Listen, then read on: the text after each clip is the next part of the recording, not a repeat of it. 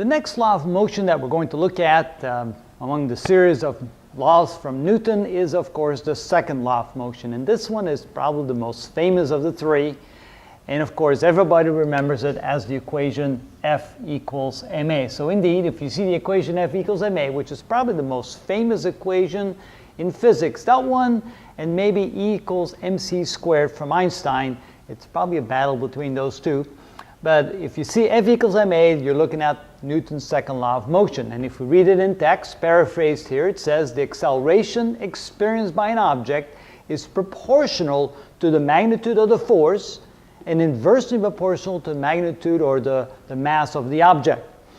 So if we take F equals ma and we rewrite it as the acceleration is equal to F over m, which is the exact same equation that's written differently, then we realize that the acceleration depends on the force proportionally. So if we double the force, we get twice acceleration, and inversely proportional to the mass. So if we double the mass, we only get half the acceleration. So I try to illustrate that here. So here we have a mass m. We apply a force, let's call it force 1, push to the right, and it results in a certain acceleration of that object. If we now double the force, F2, which is twice the original force, we would expect double the acceleration. But if we double the mass of the object, we use the same force as we did initially, then we only get half the original acceleration. So that's what we mean with the acceleration is proportional to the force and inversely proportional to the mass of the object.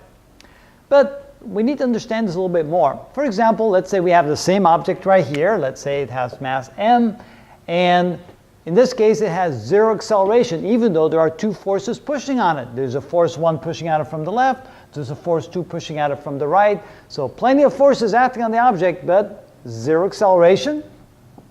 Why is that? Well, in this case, it turns out that these two forces cancel each other out. They're equal in magnitude, but opposite in direction, so they cancel each other out. I guess I have to make this one just slightly bit longer to make sure that they're the same length. There we go. And so the net force equals 0. So what we could say here is F net is equal to 0. And if there's no net force on an object, then there will be no acceleration. So really what we should write here is we should call this the net force on the object, because it's very possible that all kinds of forces are acting on the object, and yet there will not be an acceleration because all the forces cancel out. So in our last example here, we could look at it and say we have a mass sitting on a table. What would be the acceleration of that? And of course, you already know from experience, if let's say you put a book on the table, that book is not going to accelerate. But there's forces acting on the book. Well, so let's find out. It looks like a physics book, doesn't it? Look how thick it is, over 1,000 pages. Anyway, what are the forces? Well, by all means, there is the force of gravity pushing down. And so we have the force due to gravity, which is equal to the mass times acceleration due to gravity. So we can write it like that. And of course, then there's an opposing force, and we'll talk that in our next video, the reaction force pushing back up. Let me use a different color for that. So we have the reactionary force. We call that the normal force, which is equal in magnitude but in opposite in direction to the weight.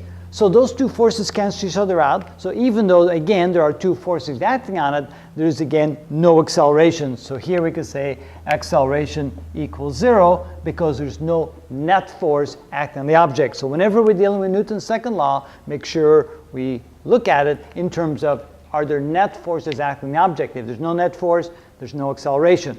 So from now on, we can be assured that if there's zero net force, there's zero acceleration. And the corollary, if an object is accelerating, then there must be some net force acting on it. And that in turn is Newton's second law.